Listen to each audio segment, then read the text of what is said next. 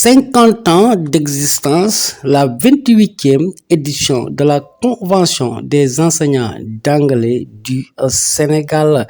Cette édition a eu lieu au CRFPE de Dakar sous la présence effective de Madame chargée de l'anglais au ministère de l'Éducation nationale, de l'inspectrice d'académie de Rufisque, Madame Penda Wanba.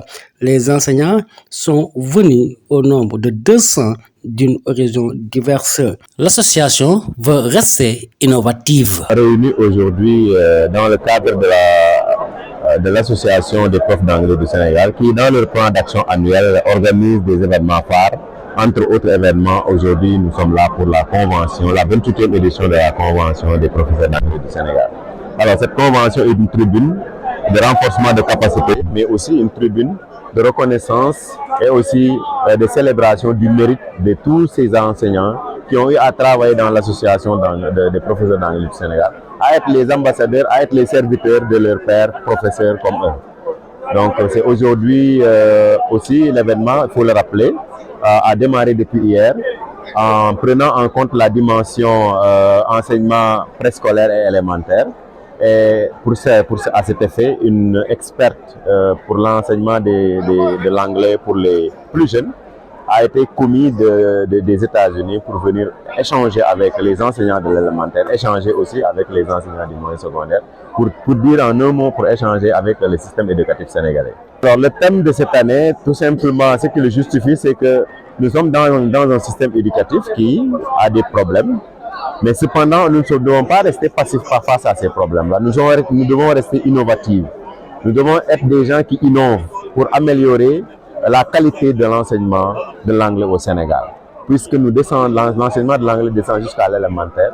Donc il est grand temps que tout un chacun parmi nous puisse donner l'extra effort qui consistera à pouvoir vraiment avoir un système performant pour que les enseignants qui vont démarrer à l'élémentaire puissent avoir non seulement la motivation, mais puissent aussi trouver la force avec les enseignants qui vont les former, de pouvoir vraiment former ces élèves-là à l'anglais avant qu'ils puissent profiter des opportunités que l'anglais offre, parce que n'oubliez pas que l'anglais c'est la clé, comme on le dit souvent. Oui, les autorités, il faut le dire, ils ont une clairvoyance par rapport à l'enseignement d'une manière générale. Et ils sont en train de déployer des efforts. Parce que aussi, comme on le dit en Wolof, si la TES qui est une force de proposition, est capable maintenant d'organiser ce genre d'événements où il regroupe au minimum 200 enseignants qui viennent d'horizons divers, c'est parce que aussi les autres les ont soutenus. Rappelez aussi que peut-être il faut, comme on le dit très souvent, revenir à la réforme des curricula. Ceci va ouvrir une porte pour véritablement venir à bout de beaucoup de problèmes dont souffre l'enseignement au Sénégal.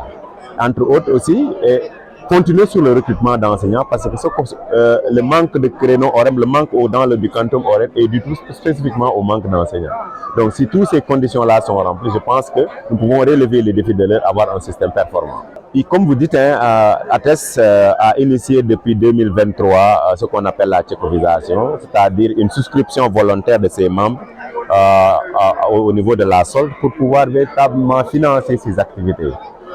Cette initiative va nous aider à ne plus être une association qui dépend exclusivement de partenaires, mais une association qui va réfléchir sur quel contrat de performance, de formation continue on doit donner à nos membres.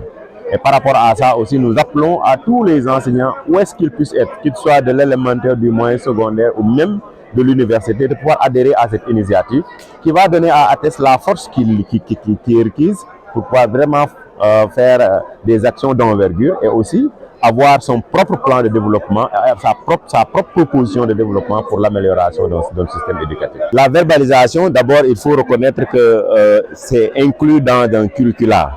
Donc l'enseignement de l'anglais, que ce soit à l'élémentaire, que ce soit au moyen secondaire, respecte d'abord les curricula qui sont proposés par le législateur.